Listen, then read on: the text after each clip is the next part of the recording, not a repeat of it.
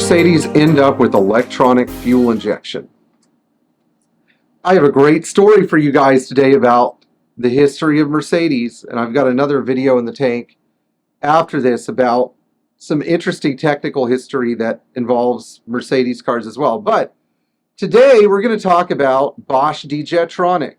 Bosch D-Jetronic debuted on Volkswagens, on the little Volkswagen Flat 4, and the little Volkswagen Squareback wagon in like 1968. But Mercedes brought out the big guns and adapted it to the 280 SE 3.5 and to a lesser known extent the 250 CE in 1970. Now this D-Jetronic system was engineered and developed by Bosch, but Mercedes threw a lot of money at Bosch to get it to work on their cars. The two engineering teams, Mercedes did not walk in the door and buy a system from Bosch and put it on their cars. They worked with the Bosch engineers to develop, and that's why when people come up with aftermarket injection systems, I'm like, you guys are never going to be able to beat the, not just the R&D, but the sort of, not just the budget, but the way these systems were built, the way they were set up. This is extremely important that we understand this. Now, where did this system come from? A lot of people wonder where it came from. So we're going to take a little trip back in time to the Chrysler Corporation. In 1958, Chrysler wanted an electronic fuel injection system. Chrysler had been working with the Bendix Corporation. Remember, Bendix was a brake manufacturing company. How did they get involved in making fuel systems? Bendix and Chrysler began working together in the mid-1950s to develop a functional electronic fuel injection system. And in 1958 and 59, the option was offered on the DeSoto Fireflight as well as the Chrysler 300 cars, or the letter cars. The DeSoto was supposed to be the experiment here because DeSoto was not as well circulated as Chrysler, and they figured they could incorporate the system onto DeSoto, see if it worked, and if it worked, then they could put it on Chryslers and Dodges and maybe even a Plymouth here or there. However, that was not the way things ended up going. The Chrysler product did not work well. It was okay in cool temperatures, but surprise, in hot weather, things didn't go that well. And to be honest, it is still kind of like that. D-Jetronic is a cool, cold weather system. It likes cold weather. It does not like hot weather.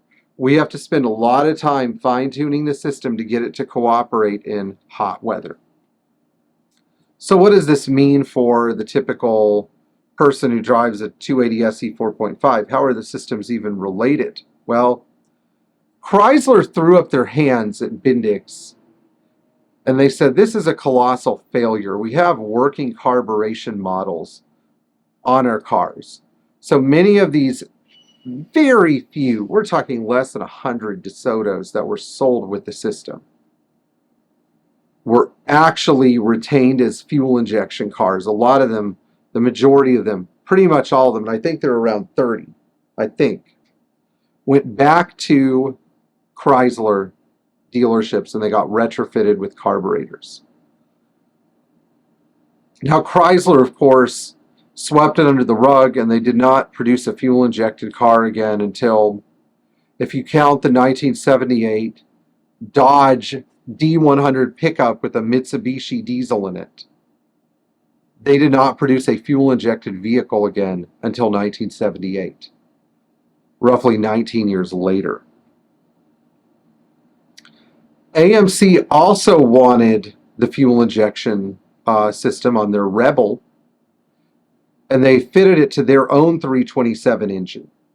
And at the time, the only U.S. manufacturer that had a viable fuel injection system was Chevrolet. You could get it on a Corvette, you could get it on a Bel Air. I heard that they delivered it on some other weird stuff too, like, I don't know, No, there were no Novas at the time. No, no, no, no. I'm trying to remember. There was, let's just say you could get it on, I think it was installed on some Pontiac convertibles. I mean, it was, you know, there were some Oldsmobiles where you could tick the option box. I mean, all these cars are very rare. There was you could get an El Camino, first generation El Camino with the big tail fins, with fuel injection if you wanted to pay the price for it. But by and large, 99% of the cars that got fuel injection were Corvettes. AMC canned the project too. So Bosch bought all of these D-Jetronic parts from Bendix in about, let's say, the early 60s, 62, 63, 64, 65. Bosch was in the process of using these parts to build a working electronic fuel injection system. And after roughly 4 to 5 years of development, they were able to use transistor technology that had developed and improved to create a functional EFI system, which became the D-Jetronic. D stands for Druck, pressure in German, and deliver it to several other manufacturers like Mercedes, Volkswagen, Porsche, Volvo, eventually Saab. And this was the beginning of Bosch's fuel injection, non-mechanical fuel injection adventure. So I hope you guys learned a lot from this video. In the next video, we're going to talk about Mercedes' air suspension system and where they got that system from.